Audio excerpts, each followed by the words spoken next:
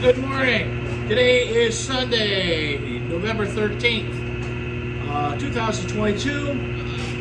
Today we're actually at about 5 o'clock this morning. I checked online to see what was going on with the units, and I noticed that the smaller unit was at maximum capacity. So I did start the second unit. So I anticipated that we may have to, but after the little bit of rain that we had, I didn't think it was going to be that big. But anyways, it did. Right now we're running a total of 371 kilowatts, which is a whole lot better than the 40 and 49 that we were running. Our pod level is maintaining where it's supposed to be, about 1699.5, which is great. That's just right where we want to be. The temperature outside right now is about 37 degrees. Inside with the big unit running, it is maintaining about a 72 degree temperature with no outside external heat coming on. That's remarkable. As I told you, the runoff is going to be about 3 days, and within that 3-day period, we're going to look to see another inch of snow, or an inch of snow. So that's going to help. That's going to bring in more moisture, more water coming down the stream. Let's go take a look downstream. Let's look at the river this morning. Still not feeling 100%. Hopefully I start to feel a little bit better. We'll see. The young chicks are standing in the doorway. The the crippled turkey is now we've realized is now blind. So I'm gonna have to do a merciful killing on that one. There's no possible way that turkey will survive, and with all the things going on with it, I don't think it'd be a wise choice to process it for food. You can see we're a little higher than we were. We can afford to be a little higher, but we're still running pretty good. Look downstream here, get a glimpse, see what's happening down there. You can see things are going fairly decent. Tractor's still not fixed, and I don't think I just can't do it. I just can't do it today. I don't have the energy to do it. So we'll work on it this week. I'll bring Lee down and maybe have him take it apart. I'll watch him and keep guidance on him, and he'll do fine. All we've got to do, we've got a leaky, what I believe is just a leaky port on it. The fitting is leaking, so we just got to pull it off and thread tape it, put it back together. So it's not like it's a challenging thing. It's just being able to bend down and do it. You see the stream isn't running nearly like it was yesterday, and things are dropping that way as far as that goes. I got both units running, so our tail raise is a little bit different today. You can see the volume that's coming out. And a lot of that volume comes out of the big one. It uses a lot more water, but it produces a lot more power, plus more heat. That's what we like. Anywho, so we'll swing around, look downstream here. You can see a lot of the rocks that you saw before are gone. We're moving lots more rapid. just because of the sheer volume. Our rocks here are almost completely covered. So we're about where we should be. We're running pretty close to this would be about a normal.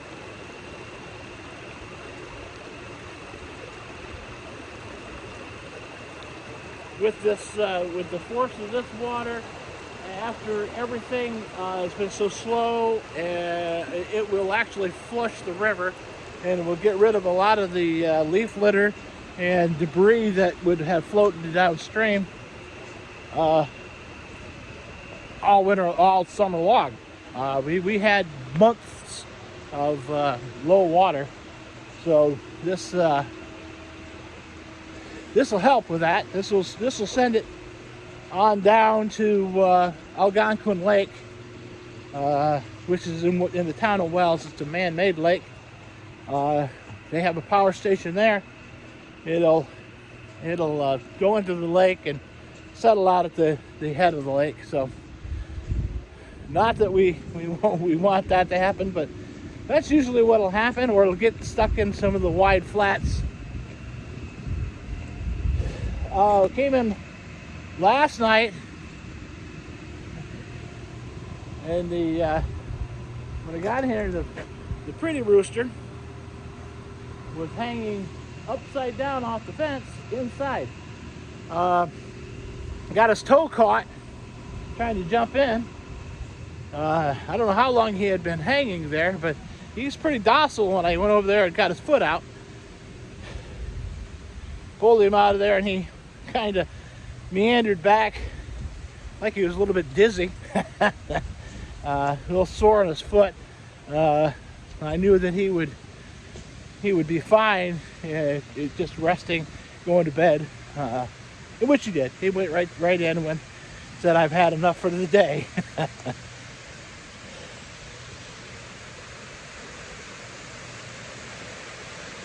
We look at the little pond behind below the falls here, and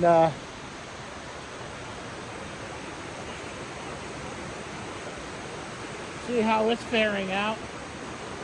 You can see it doesn't look a whole lot different than it was, and it really, I mean, we brought the second unit online, so we're sending about the same amount of water down the stream.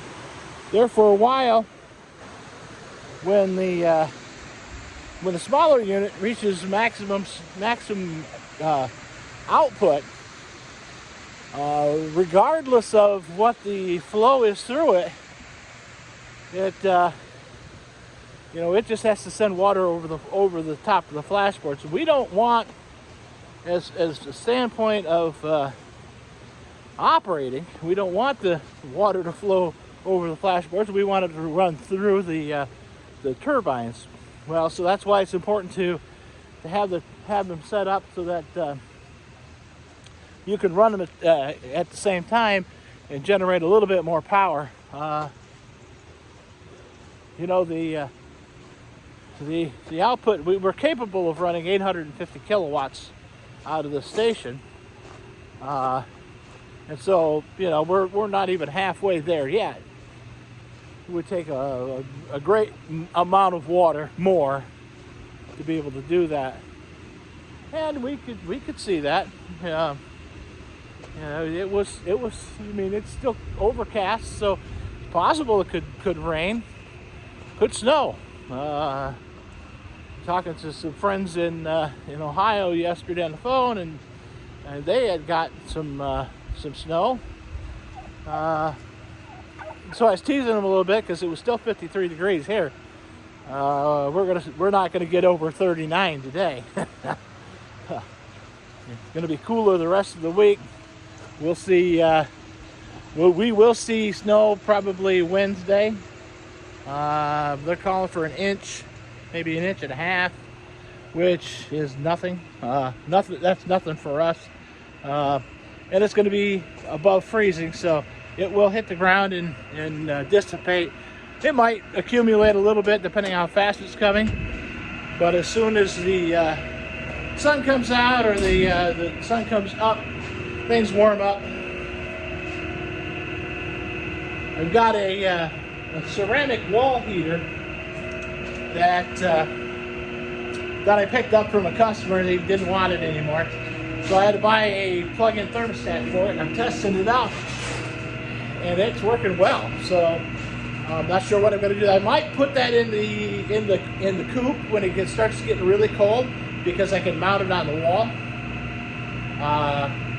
And obviously I'll keep it at like 40 degrees, or even the lowest setting. And I'm not sure what that is on that thermostat. Thermostats can go either way, either come on at cold, or it'll go down to 41. So, you know, I'll probably set it at 41 degrees when it gets super cold. And it's safe for the coop because it doesn't have any flames, or it's not alight, and if it falls over, it's just gonna stay warm. So that's, I'll probably do that.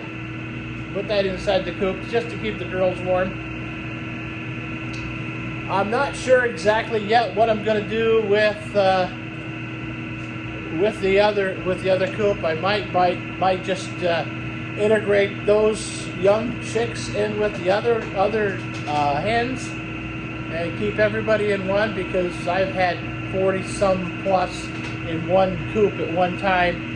And it just makes it easier for me. Maybe not necessarily easier for them, but we'll see. One of the young ones is a rooster, so there's another one for the meat camp. We do have. we will be processing some of those throughout the winter. You know, maybe one or two a week when we need to, you know, who knows, process a couple as we need food and go.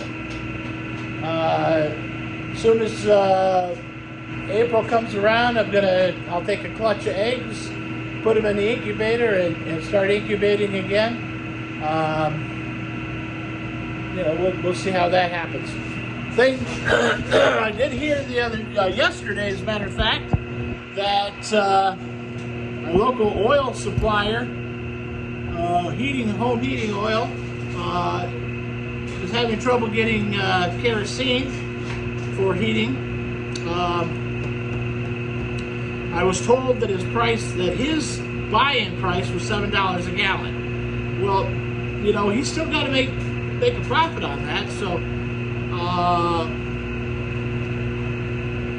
you know, I don't know how he's going to do it. He's going to have to charge $8 a gallon to make a profit, because, you know, you still have to pay your guy, you still got to run the truck, you know, you got office staff you got to pay, so it's going to be $8 a gallon. Well, you know, the problem with that is kerosene will burn in a 75 to 80% furnace, which means for every gallon that you're burning, you are only getting, you know, heat out of 3/4 of it. The rest of it goes up the chimney. I don't know how people are going to survive. Used to be the oil heat, any oil, whether it be kerosene or number 2 fuel oil,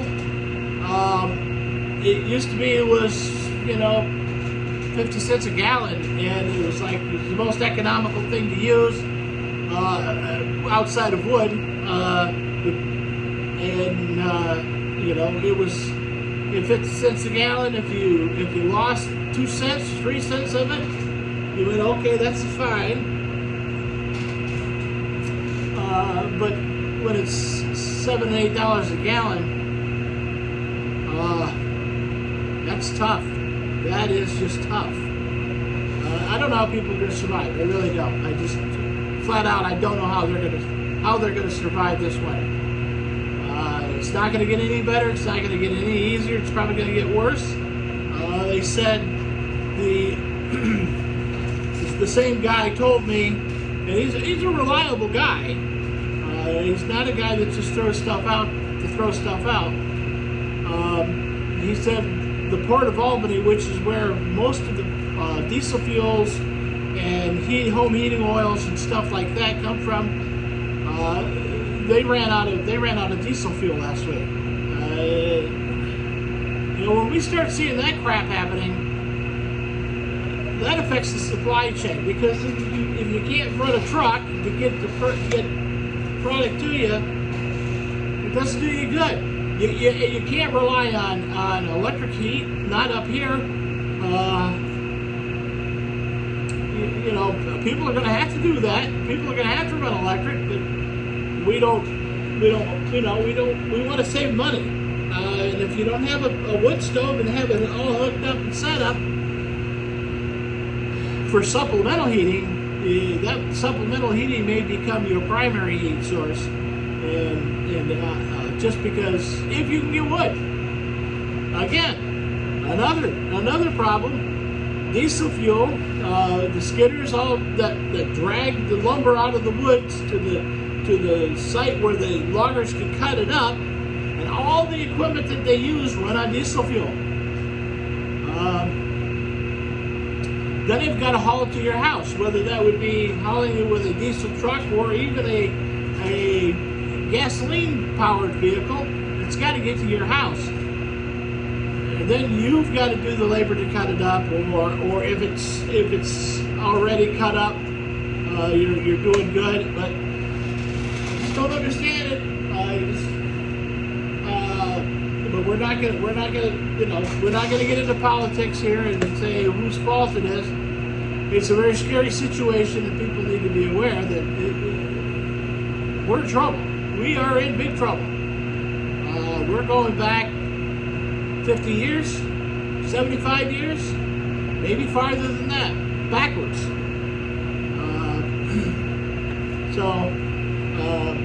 Anywho,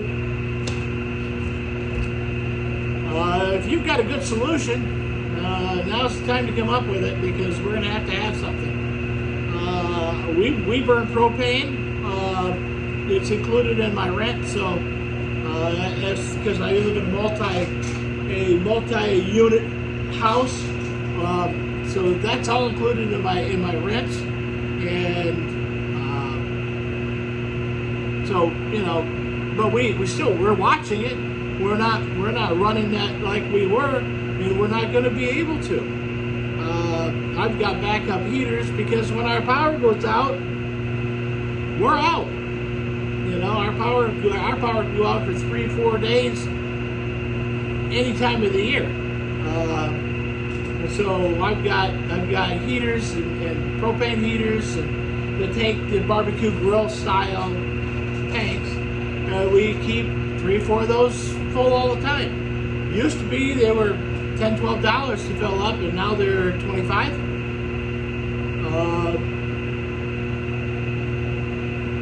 I guess I'm more aware of it, more concerned with it now than I was even 6 months ago, because at this point it's going to affect what I've got to charge people. And if I have to raise my rates, there people will just say, well, we won't do that. Obviously, there are some things that they can't. They've got to have their heat running, and so if the heat breaks, they always get the heat fixed. Well, now I shouldn't say that, because some people will go, no, I've got wood stove. If they have enough wood for the winter, then that's what they'll do. But if not, they've got to rely on that. I don't know. I don't know what the solution is. I have no idea how we're going to fix this. I'm not an economist. I can't tell you what's going to work. But it's a scary situation, and something you need to be aware of. All right, well, enough bad news for today. I'm going to be sitting around, taking it easy. Probably, I see the doctor tomorrow morning, my regular doctor tomorrow morning, and I'll probably do some afternoon work at that point. But other than that, until I can breathe better, that's primarily what my complaint is, then I'm just not going to do a whole lot. But relax, sit around. All right. Anyways, so hopefully the sun is shining where you're at. You guys are safe and warm. And I will talk to you tomorrow, unless I come up with something to talk to you about today.